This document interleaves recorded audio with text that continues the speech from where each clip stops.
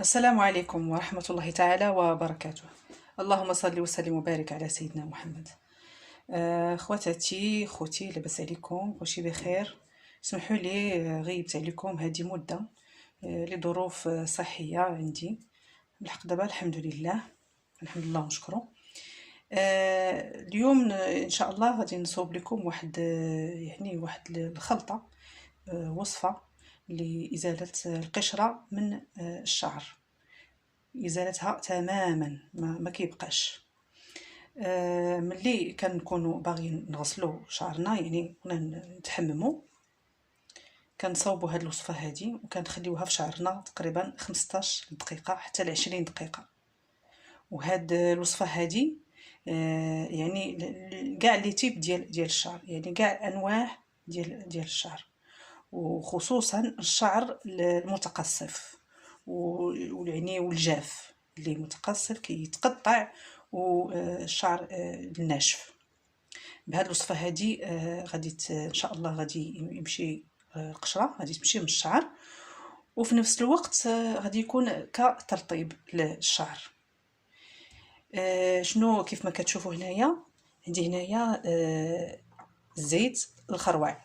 هي هذه طبيعيه، هي كتكون هكذا ثقيله. ضروري تكونوا يعني تقلبوا على زيت الخروع اللي طبيعيه، ما عندها يعني ما فيها حتى شي اضافات.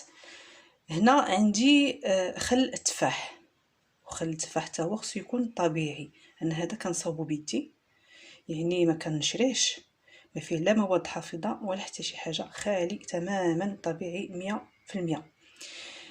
وبني يعني الدليل على انه طبيعي راه فيه هاد الترسبات هادو، راه كتشوفوهم هما لداخل هادوك، يعني بانه راه طبيعي 100%.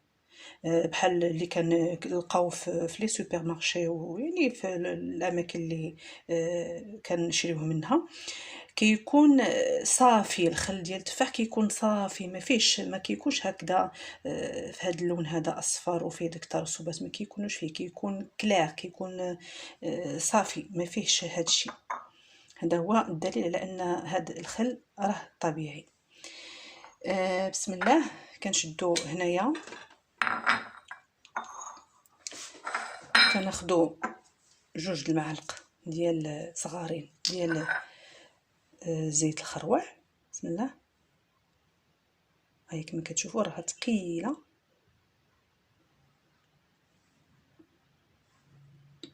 2 معالق صافي. وكنديروا هنايا 2 معالق ديال خل التفاح، يعني 2 معالق ديال زيت الخروع مع 2 معالق ديال خل التفاح. صافي كنخلطوا هاد المكونين بجوج.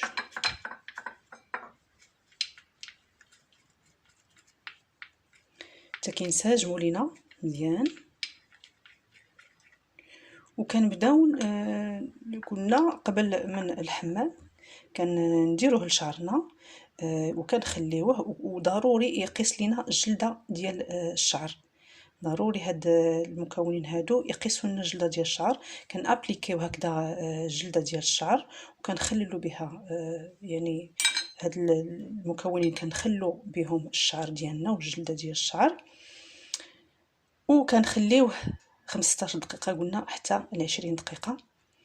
فهو كيحيد لنا القشره، وفي نفس الوقت كيرطب لنا الشعر المتقصف.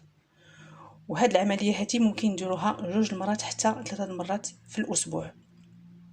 صافي. وكنداوموا عليها حتى كنلقاو يعني حتى كنشوفوا بان ديك القشره ما بقاش تماما، والشعر بدا كيرجع الحيويه ديالو. الا كان متقصف راه كيبدا كيرطب كيليان، وإلا كان رطب راه تيزيد كيولي كيلمع، كيرجع للحياة الطبيعية ديالو. جربوها هذه وصفة، أنا جربتها وعجبتني وقلت نتقاسمها معكم، و يعني غادي تعجبكم إن شاء الله. قلنا غادي تستمروا عليها حتى يبان لكم يعني يبان لكم النتيجه المرضيه. بهذا كنكون ساليت الوصفه ديالي. شكرا على الدعم لكم، شكرا بزاف.